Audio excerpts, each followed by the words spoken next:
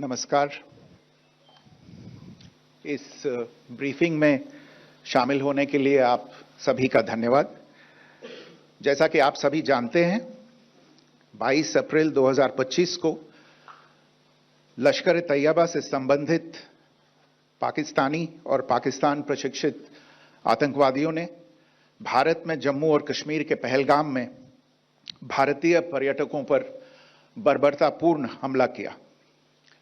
25 भारतीयों और एक नेपाली नागरिक को कायरतापूर्ण मौत के घाट उतार दिया गया।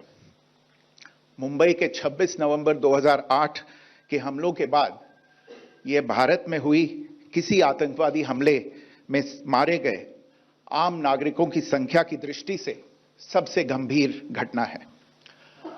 पहलगाम का हमला अत्यधिक बर्बरतापूर्ण था, जिसमें वहां मौजूद लोगों को करीब से और उनके परिवारों के सामने सिर पर गोली मारी गई। हत्या के इस तरीके से परिवार के सदस्यों को जानबूझकर आघात पहुंचाया गया।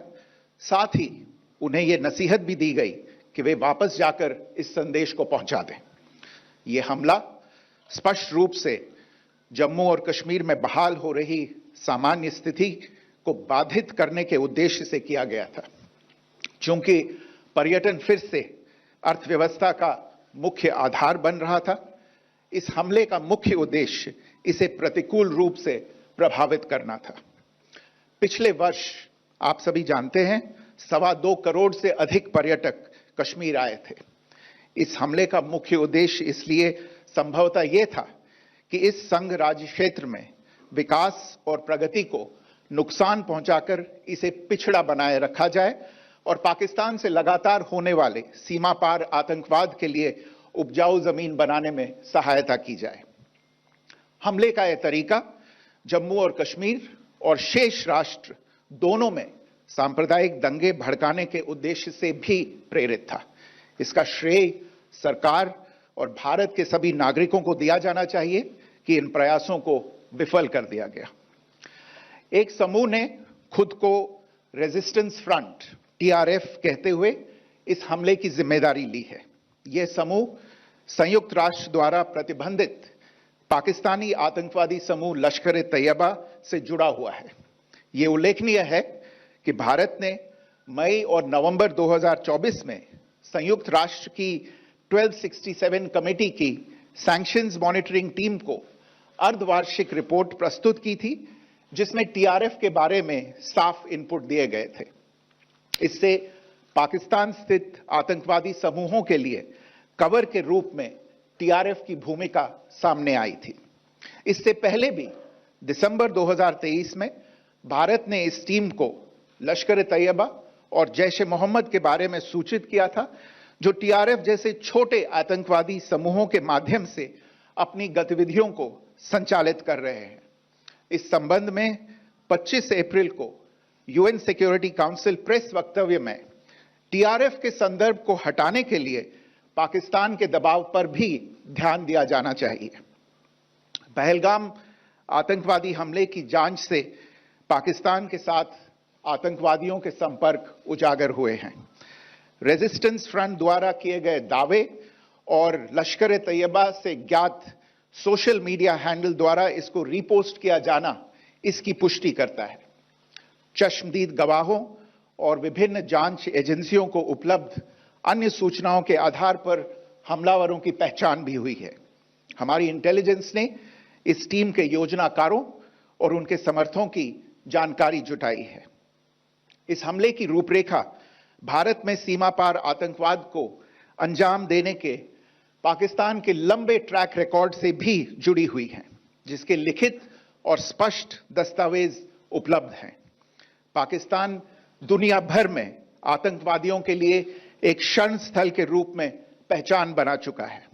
यहां अंतर्राष्ट्रीय स्तर पर प्रतिबंधित आतंकवादी सजा पाने से बचे रहते हैं।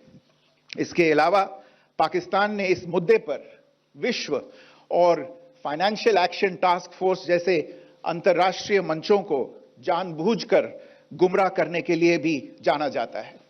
साजिद मीर का मामला, जिसमें इस आतंकवादी को पाकिस्तान ने मृत घोषित कर दिया था और फिर अंतर्राष्ट्रीय दबाव के परिणाम स्वरूप वो जीवित पाया गया, इसका सबसे स्पष्ट उदाहरण है। यह स्वाभाविक है कि पहलगाम में हुए इस हमले से जम्मू और कश्मीर के साथ साथ भारत के अन्य भागों में भी आक्रोश देखा गया।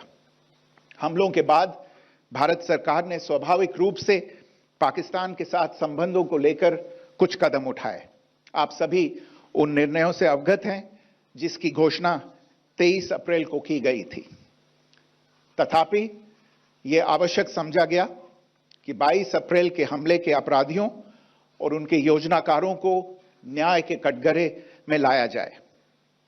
हमलों के एक पखवाड़े के बाद भी पाकिस्तान द्वारा अपने क्षेत्र या अपने नियंत्रण वाले क्षेत्रों में आतंकवादियों की इंफ्रास्ट्रक्चर के विरुद्ध कार्रवाई करने के लिए कोई स्पष्ट कदम नहीं उठाया गया है।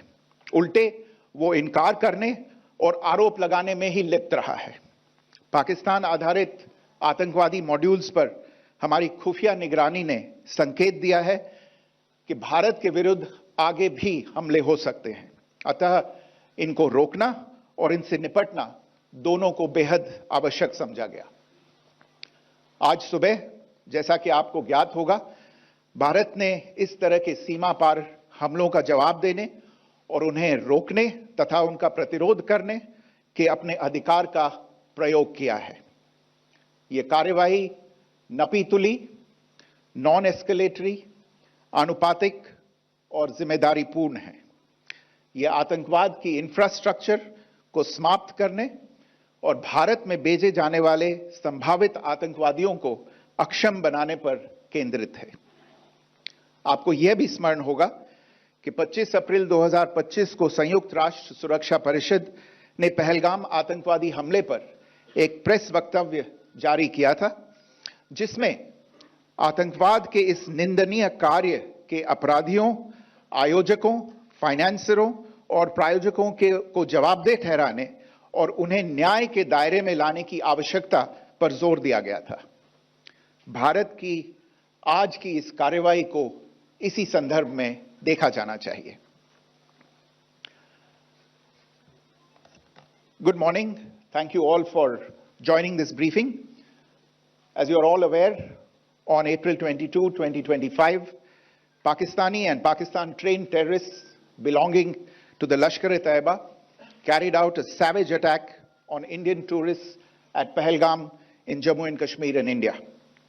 They murdered 26 people, including one national of Nepal, causing the largest number of civilian casualties in a terrorist attack in India since the 26 November 2008 attacks in Mumbai. The attack in Pahalgam was marked by extreme barbarity, with the victims mostly killed with headshots from close range and in front of their families. Family members were deliberately traumatized through the manner of the killing, accompanied by the exhortation that they should take back the message. The attack was clearly driven by the objective of undermining the normalcy returning to Jammu and Kashmir. In particular, it was designed to impact the mainstay of the economy, tourism, with a record 23 million tourists visiting the valley last year. The calculation presumably was that harming growth and development in the Union territory would help keep it backward and create fertile ground for continued cross-border terrorism from Pakistan. The manner of the attack was also driven by an objective of provoking communal discord, both in Jammu and Kashmir and the rest of the nation. It is to the credit of the government and the people of India that these designs were foiled. A group calling itself the Resistance Front has claimed responsibility for the attack. This group is a front for the UN-proscribed Pakistani terrorist group Lashkar-e-Taiba. It is notable that India had given inputs about the TRF in the half-yearly report to the monitoring team of the UN's 1267 Sanctions Committee in May and November 2024, bringing out its role as a cover for Pakistan-based terrorist groups. Earlier too, in December 2023, India had informed the monitoring team about Lashkar and Jaish-e-Mohammed operating through small terror groups such as the TRF. Pakistan's pressure to remove references to TRF in the April 25 UN Security Council press statement is notable in this regard. Investigations into the Pahalgam terror attack have brought out the communication notes of terrorists in and to Pakistan. The claims made by the Resistance Front and their reposting by known social media handles of the Lashkar-e-Taiba speak for themselves. Identification of the attackers based on eyewitness accounts as well as other information available to law enforcement agencies has also progressed. Our intelligence has developed an accurate picture of the planners and backers of this team. The features of this attack also tie in with Pakistan's long track record of perpetrating cross-border terror in India, which is well documented and beyond question. Pakistan also has a well-deserved reputation as a haven for terrorists from around the world, with internationally proscribed terrorists enjoying impunity there. In addition, Pakistan has been known to willfully mislead the world and international forums, such as the Financial Action Task Force, on this issue. The Sajid Mir case, in which this terrorist was declared dead and then, in response to international pressure, brought back to life, found alive and arrested, is the most glaring example. The latest attack in Pahalgam has understandably generated deep anger in Jammu and Kashmir and in other parts of India. Following the attacks, the Government of India naturally responded with a set of initial measures relating to our engagement with Pakistan. You're all aware of the decisions that were announced on the 23rd of April. However, it was deemed essential that the perpetrators and planners of the 22nd April attack be brought to justice. Despite a fortnight having passed since the attacks, there has been no demonstrable step from Pakistan to take action against the terrorist infrastructure on its territory or on territory under its control. Instead, all it has indulged in are denials and allegations. Our intelligence monitoring of Pakistan-based terrorist modules indicated that further attacks against India were impending. There was thus a compulsion both to deter and to preempt. Earlier this morning, as you would be aware, India exercised its right to respond and preempt as well as deter more such cross-border attacks. These actions were measured, non-escalatory, proportionate, and responsible. They focused on dismantling the terrorist infrastructure and disabling terrorists likely to be sent across to India. You would also recall that the Security Council on 25th April 2025 had issued a press statement on the Pahalgam terror attack, underlining, and I quote, the need to hold perpetrators, organizers, financiers, and sponsors of this reprehensible act of terrorism accountable and bring them to justice, unquote. India's latest actions should be seen in this context. Joining me for this briefing on our actions earlier this morning are Colonel Sophia Qureshi and Wing Commander Vyomika Singh. I will request them to share some details regarding Operation Sindoor with all of you.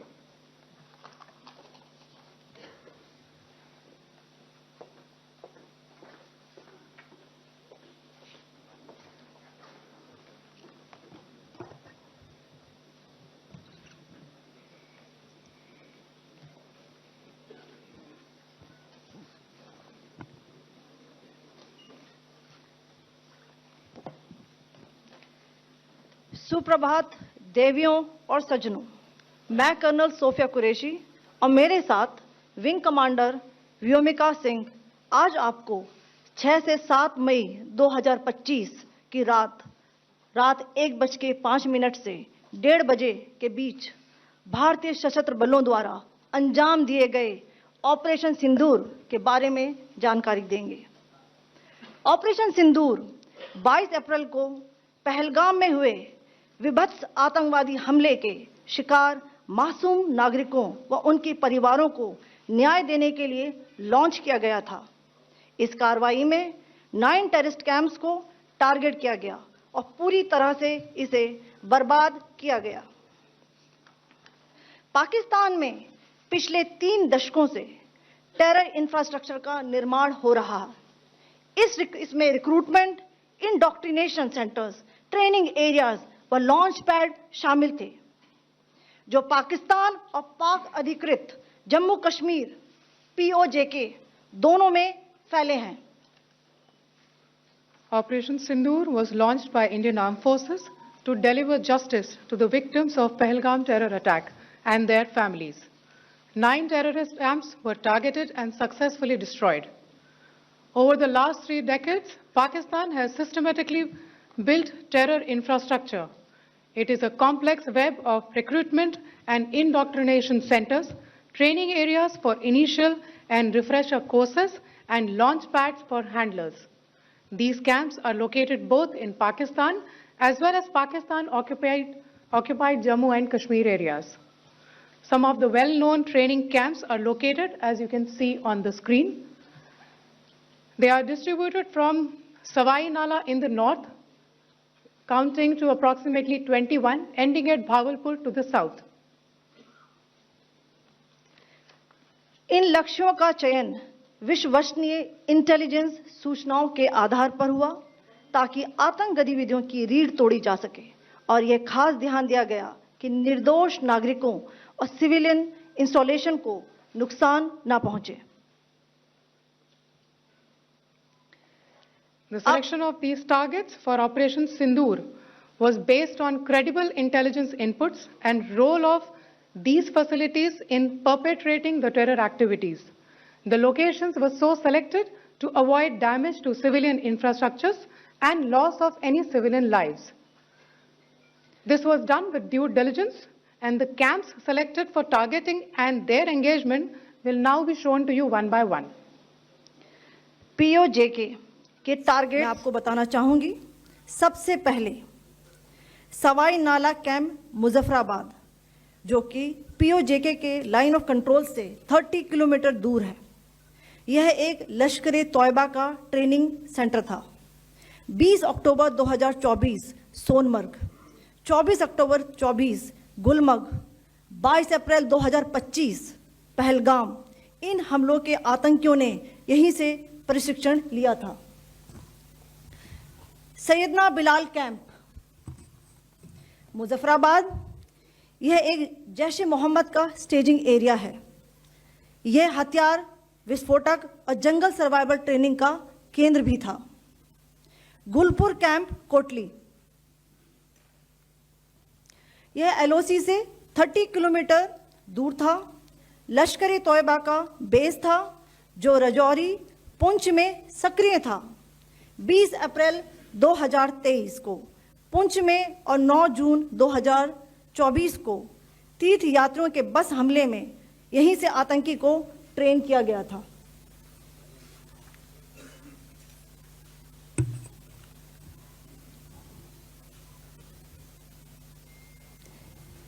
Barnala camp बिंबर, ये LOC से 9 kilometre दूर है। यहाँ पर हथियार, handling, IED व जंगल survival का प्रशिक्षण केंद्र था। अब्बास कैंप कोटली,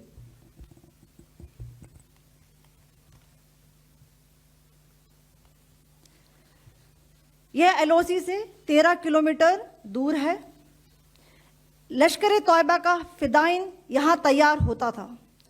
इसकी कैपेसिटी 15 टेररिस्ट को ट्रेन करने की थी।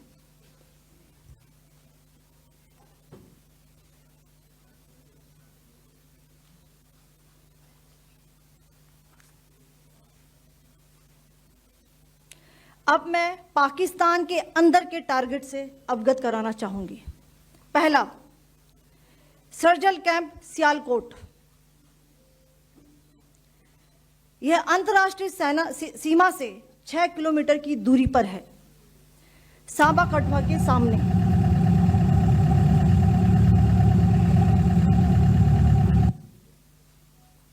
मार्च 2025 में जम्मू एंड कश्मीर पुलिस के 4 जवानों को की जो हत्या की गई थी, उन आतंकवादियों को इसी जगह पर ट्रेन किया गया था। दूसरा, महमूना जाया कैंप सियालकोट, यह 18 से 12 किलोमीटर IB से दूर था। हिजबुल मुजाहिदीन का बहुत बड़ा कैंप था। ये कठुआ जम्मू क्षेत्र में आतंक फैलाने का नियंत्रण केंद्र था। पठानकोट एयरफोर्स बेस पर किया गया हमला भी इसी कैंप से प्लान और डायरेक्ट किया गया था। मरकज ताइबा मुरीद के, यह आईबी से 18 से 25 किलोमीटर दूरी पर है। 2008 के मुंबई हमले के आतंकी भी यहीं से प्रशिक्षित हुए थे। अजमल कसब व डेविड हेडली भी यहां ट्रेन हुए थे।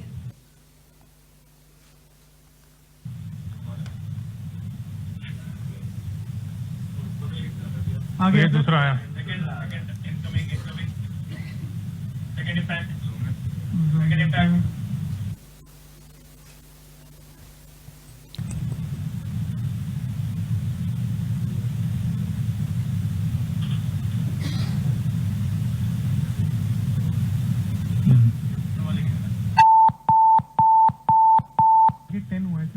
टारगेट 10 हुआ, एंक्लोजर सेम ही है।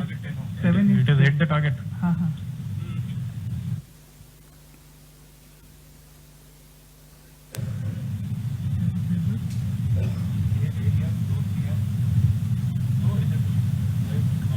तीसरा आ गया सर, इनफैक्ट